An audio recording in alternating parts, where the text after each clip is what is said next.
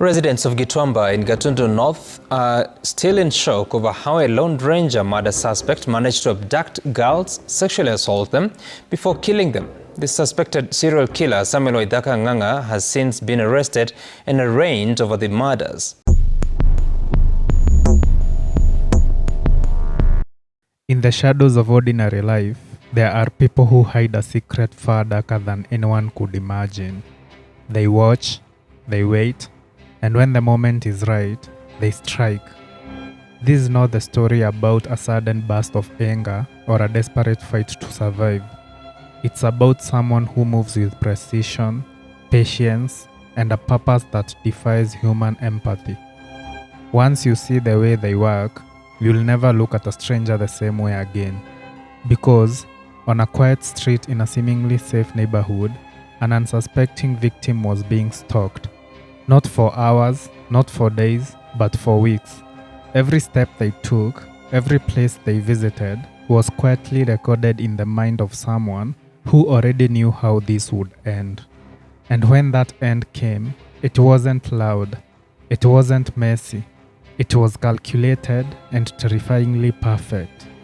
On March 15, 2025, a 22-year-old woman named Rosemary Njeri Ndekei left her boyfriend's house only to disappear mysteriously.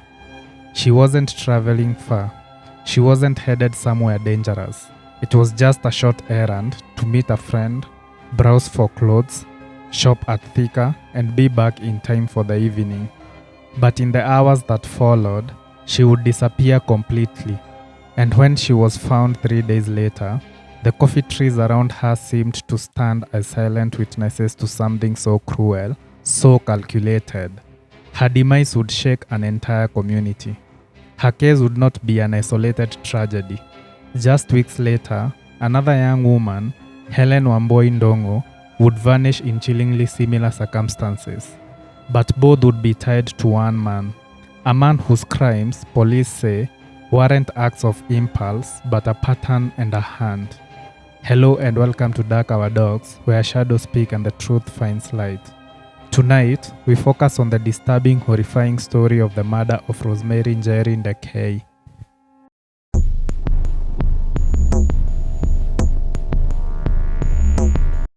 Rosemary Njeri Ndekei wasn't just another headline. She was somebody's daughter, somebody's best friend, somebody's reason to smile at the end of a long day.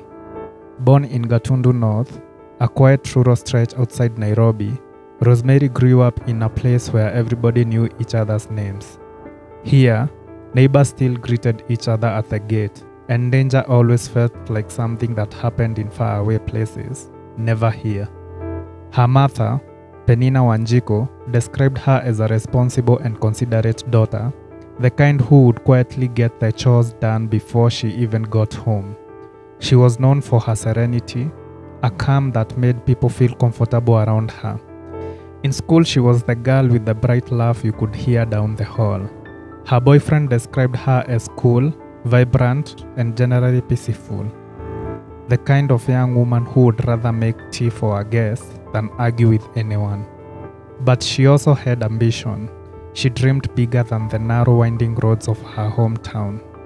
Friends say she was the kind of person who organized her day like chapters in a book. She studied in the morning, work shifts in the evening, and if she was lucky, some drinks with friends at the end of the day. On Saturday, March 15, 2025, just after 3:20 p.m., Rosemary left her boyfriend's house in Thika. She told him she was heading to meet her friend Edda near the Roiro bypass, a simple trip involving a routine shopping. She left in her favorite outfit, a bell-bottom ragged jeans trouser, a sky blue top, a long black jacket, and white sneakers, earphones in her ears, and a phone in hand. And then, nothing. By 4 p.m., her phone had gone silent. No texts, no calls, no WhatsApp status updates. Something her friend said was unlike her. She wasn't the type to disappear. She had no enemies, no shady dealings, no reasons to believe she was walking into danger. But somewhere along that short route, something happened. Something that ended with her vanishing into thin air. That night, her family reported her missing at Kanjeria police station. The OB entry made it official, but in the first hours, it felt like every other missing person's case, frustratingly slow. Police hoped she would turn up, and her friends clung to optimism. They didn't know they were already counting down to the worst days of their lives. 3 days later, on March 17th, locals crossing a coffee plantation in Karibaribi stopped dead in their tracks.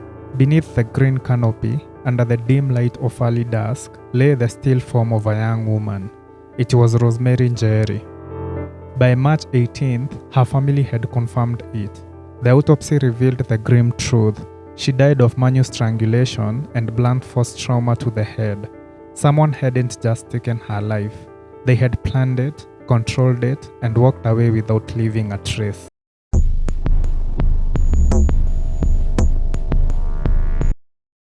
Serial killers rarely look like the monsters we imagine. They don't wear blood-stained clothes or hide in dark alleys, waiting for the perfect moment.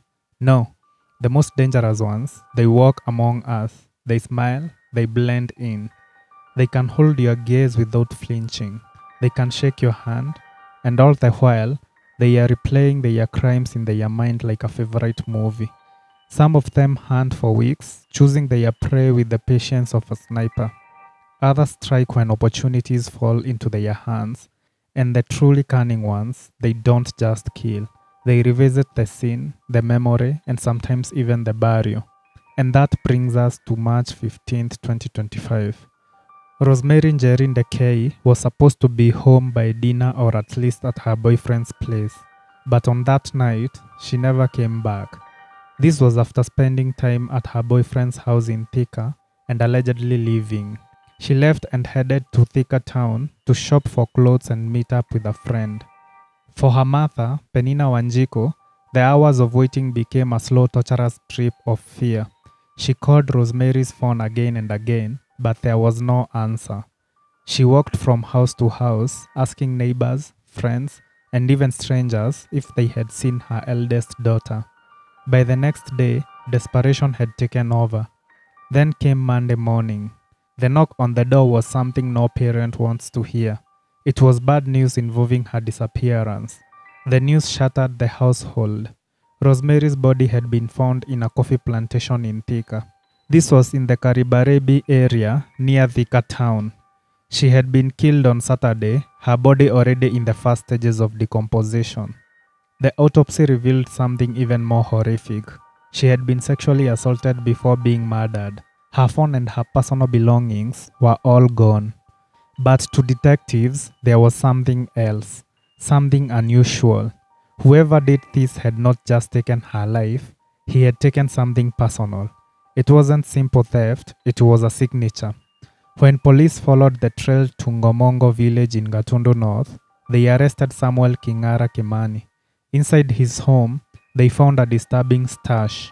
There were phones, jewelry, and personal items linked to his past victims.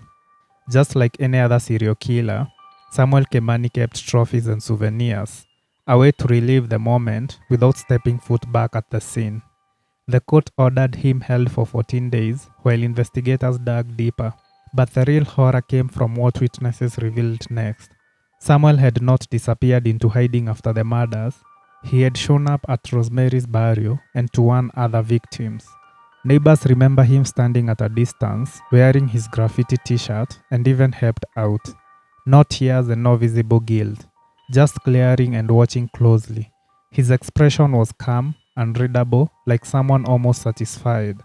Adding a chilling twist to the case, Rosemary's boyfriend revealed that the serial killer, Samuel Kimani, had once set his sights on him too. It was a calculated trap, a sinister scheme to draw him in, murder him, and stage the scene to make it appear as though Rosemary had been killed in a lover's quarrel. He would make it seem like this quarrel ended in suicide. The plan was dark, meticulous, and almost flawless, but it crumbled when the boyfriend refused to take the bait. Some say killers return to the scene of the crime, others go to funerals to witness the pain they've caused and savor it. And Rosemary wasn't the only one, because 2 weeks later, there was another young woman. This involved another vanishing, a body, and a pattern established. The pattern was no longer a suspicion, but a reality. Samuel Kimani was a predator operating in Kiambu County, and Rosemary's death wasn't the only one.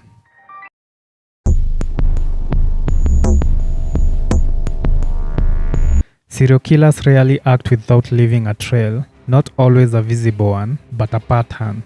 It might be in the way they choose their victims, the places they strike, or even in the subtle rituals they repeat after each killing. Some are meticulous, crafting an invisible signature only an experienced investigator can spot. Others grow arrogant, almost daring someone to connect their dots. To them, it's not just about taking a life. It is about control, dominance, and a twisted form of satisfaction that thrives in secrecy. Psychologists who have studied such minds agree on one chilling truth. A predator who kills once may kill again, and often their second victim is chosen with even more precision, as if each act is part of a darker game that only they understand. In many cases, the pattern begins to emerge only after the second tragedy. In a quiet, close-knit community where fear had barely settled from an earlier shock, tragedy struck again. This time, the victim was a 19-year-old girl, Hellen Wambui Ndung'u. Hellen was a young woman full of life, ambition, and the kind of laughter that could brighten any room. She lived just a short walk away from Samuel King'ara Kimani, the man who would later be accused of ending her life. Hellen Wambui Ndung'u was a student at Gatundu Vocational Training College. Investigators believed that the suspect was watching her, waiting. Hellen's routine was predictable. An innocent habit in a safe neighborhood, but a dangerous one when a predator is nearby. On that fateful day, she had gone to a local shopping center, chatting with friends, unaware that she was already in someone's crosshairs. She disappeared after being sent by her mother to buy foodstuffs at Ngorongo Trading Center, still in Kiambu. The moment came as she made her way back home. According to police theories, Samuel ambushed her somewhere along the path. She was overpowered quickly, her cries swallowed by the quiet bushland nearby. What happened next followed a disturbing pattern, one that hinted at a calculated mind. Hellen was sexually assaulted, then strangled. But this time, unlike his previous known attack, the killer took it a step further.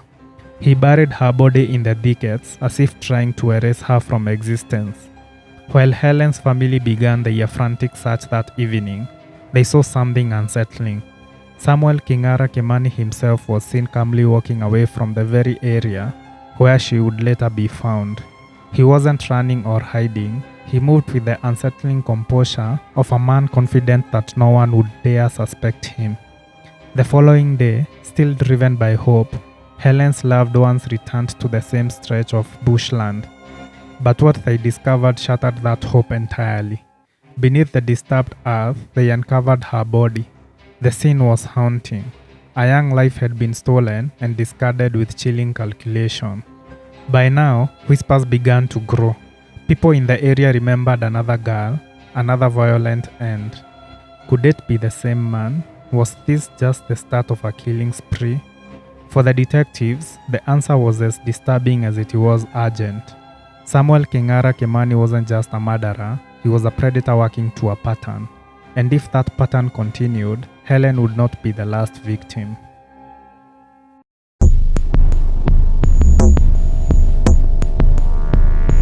Patterns bleed through the darkness of crime. Two young women, each vanished from the safety of everyday life, were found dead in remote spots. Their deaths should have been tragedies writ in isolation. Instead, they became chapters in a chilling narratives. Both cases, the 22-year-old Rosemary Njeri Ndekei and 19-year-old Hellen Wambui Ndung'u, were tied. Both girls were attacked by the same man, and the violence they endured was unmistakable. The eerie parallels ignited alarm. Both cases had solitary routes and remote burial sites. Two women had been erased in silence. In both cases, investigators sensed that they were not random acts, but rituals. Driven by this grim pattern, the Homicide Directorate of the DCI, in coordination with Thika Police, launched a meticulously planned investigation. Every clue was followed and every detail dissected. The investigative teams re-examined both scenes and evidence under the exchange principle. This is the forensic conviction that every contact leaves a trace. Then came the breakthrough. Armed with stitch-tight forensics and witness snippets, detectives zeroed in on one suspect. On April 14, 2025, they executed a coordinated arrest of Samuel King'ara Kimani at a place called Dry Area at Ngomongo village. The discovery was chilling. Evidence suggested that Samuel had stalked the victims along isolated paths. He later dragged them into coffee farms, assaulted them, and killed them with clinical precision before slipping away into anonymity. In the courtroom 2 days later on April 16, 2025, King'ara was formally arraigned. The detectives, armed with mounting proof, secured custodial orders to keep him behind bars while the investigation deepened. In both the dust of Thika's fields and the hush of the courthouse corridors, the fate of Rosemary and Hellen became irrevocably bound to one moment. This was the arrest of a man who might have forced justice to finally catch up with a predator.